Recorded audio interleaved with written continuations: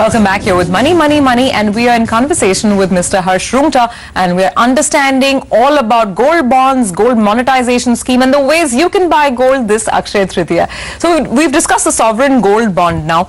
I want to understand the monetization scheme, because that's a scheme where you're actually giving away your gold so that it can be put to better use. That's why the scheme was designed initially. So it's not really a purchase scheme, but how does it work? Should someone think about it at all? It perhaps is quite tax efficient. That's what one hears from experts. Correct. So gold monetization scheme, as you correctly said, is not a purchase scheme. Gold monetization scheme is a conversion scheme. Think of it like this. You have some gold lying with you.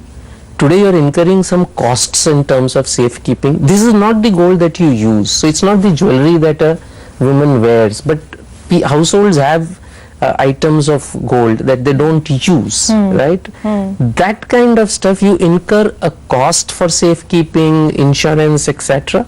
Instead of keeping it with you, hand over the safekeeping to the government, and the government not just keeps it safe for you, the government will in fact give you an interest on that gold. And this is around 2.25% interest. Depending on the period for which you are willing to keep it, it can be 2.25 or even 2.5 if you put it in the long-term scheme. And this interest, and here's viewers, hold your breath, this interest paid by the government of India is tax-free. Am I right? Or is there any fine print or caveat somewhere there? So gold or is it actually tax-free? Absolutely. Gold monetization scheme is the most tax-efficient and tax-friendly scheme. I mean, the interest, as you mentioned, is completely tax-free. The redemption, whenever it happens, it is again tax-free.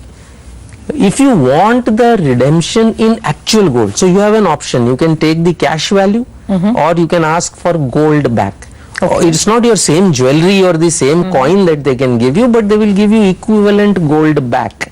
Which is maybe a government of India gold coin. Some kind of a government of India certified gold, obviously. Right. There they charge you a 0.2% handling fee. If they're giving you physical gold back. If you want physical gold back. But I mean, please remember, meanwhile you're getting paid every year 2.25 to 2.5%, depending on the period of the scheme. So just to understand the lock-in periods as well, you did mention that there could be a penalty if you are going for early redemption from the gold monetization scheme, but is there a lock-in that one should be also aware of?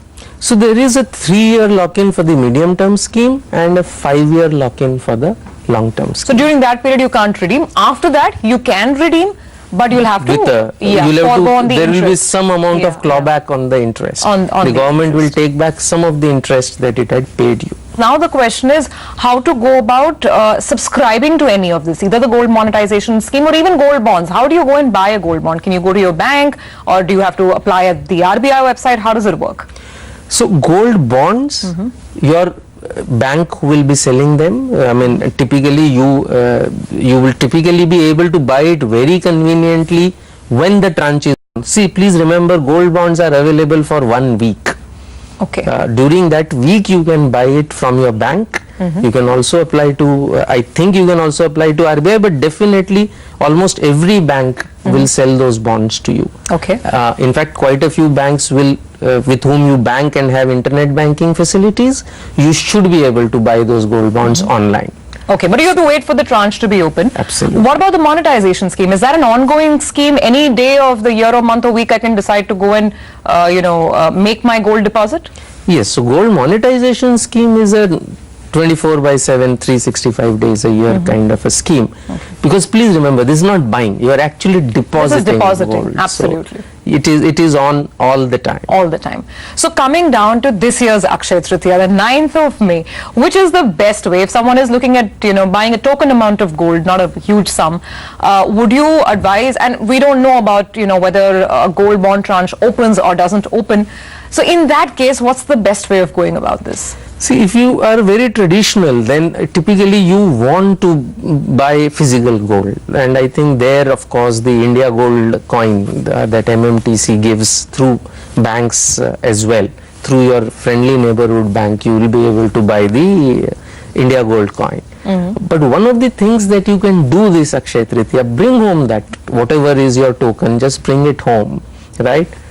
Combine it with maybe other tokens that you have accumulated over the years, and if that totals up to more than 30 grams, next day please go deposit it in the gold monetization scheme. So get the gold, hold on to it for the auspicious purposes, and then go and put it in the gold monetization scheme. You mentioned 30 grams. Is that the minimum threshold? That is the minimum threshold. Okay. All right. We'll take a quick break on that note, but we have some viewers who are joining in, and they have certain questions relating to their gold purchases. We'll get them the answers.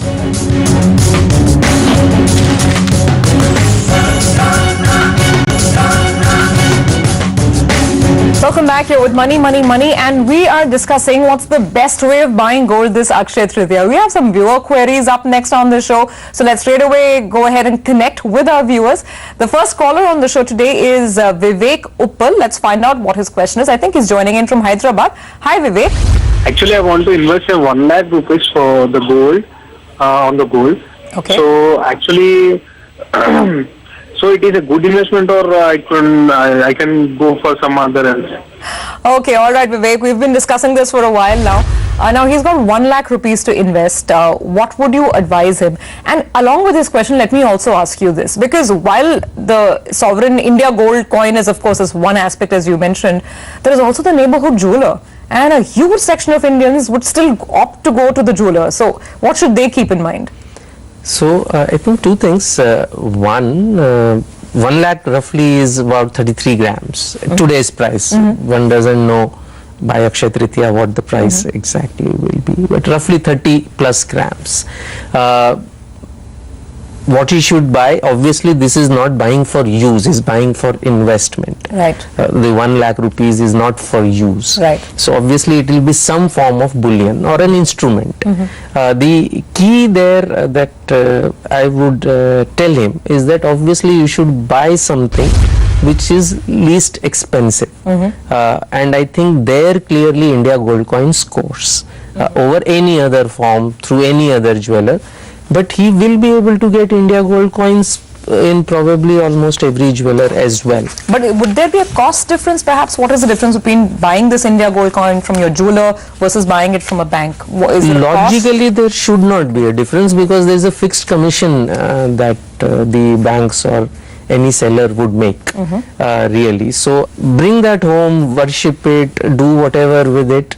And then put it in the gold next day please put it in the gold monetization. Buy your gold this Akshaya Tritiya, but if it is just a token investment purchase, put it in the gold monetization scheme the very next day. That's the takeaway coming in.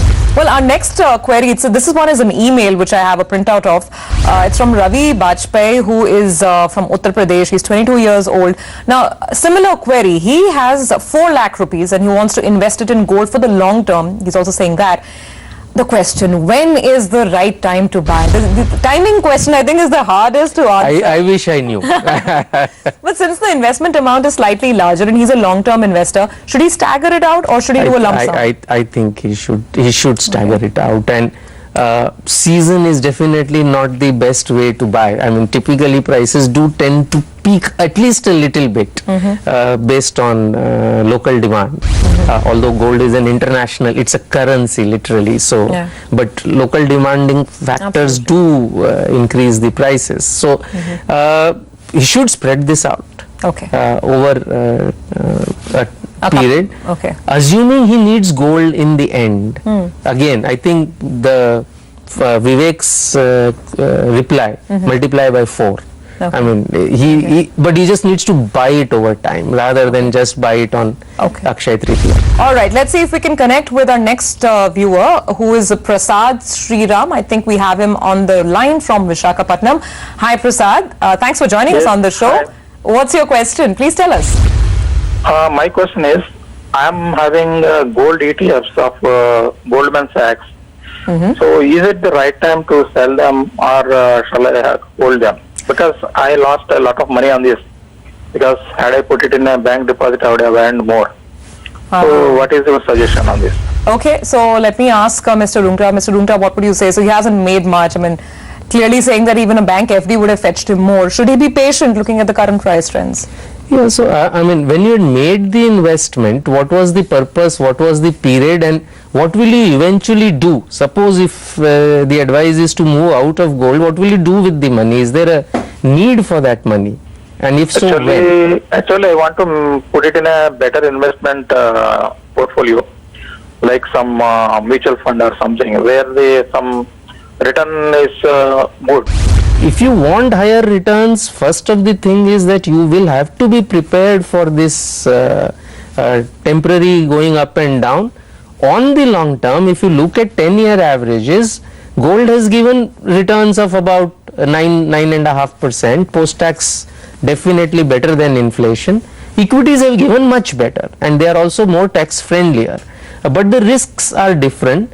And as we mentioned earlier in the program, this is not what shall you say, in substitution for each other. Gold has its place in your portfolio, so has equities. So if this is the only gold investment you have, then I would suggest that you hold on to it, assuming your portfolio otherwise is much larger. But one thing you can definitely do is convert your gold ETF into a gold monetization scheme.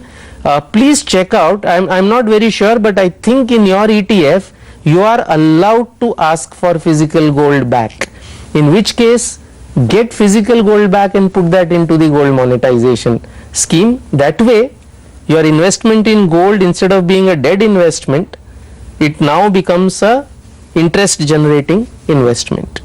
All right, Prasad, hopefully that advice helps you. And on that note, we're done with our viewer queries. Finally, any last thoughts or any final advice for our viewers? I mean, I guess the takeaway is that you should go and buy that India gold coin if you're just doing a token investment on Akshaya Tritiya day, right?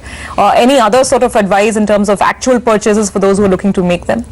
So, I think there is also a lot of purchases of, say, example, jewelry. Which is nothing wrong, because jewelry gives you pleasure, but please remember, when you invest in jewelry, it's not investment. I think that is the only point, because anything which you moment you take it out of the showroom loses 25% of its value, can't really be an investment. So I think just keep that in mind. There's absolutely nothing wrong in buying jewelry. It's not investment. All right, so if it's jewelry, it's for pleasure, it's not for investment. On that sound advice, we'll wrap up this edition of the show. Thanks, Mr. Roongta, so much for taking out the time. And we thank all our viewers for watching as well. Thanks for being with us. Until next week, keep writing in. Our email IDs will be on your screens.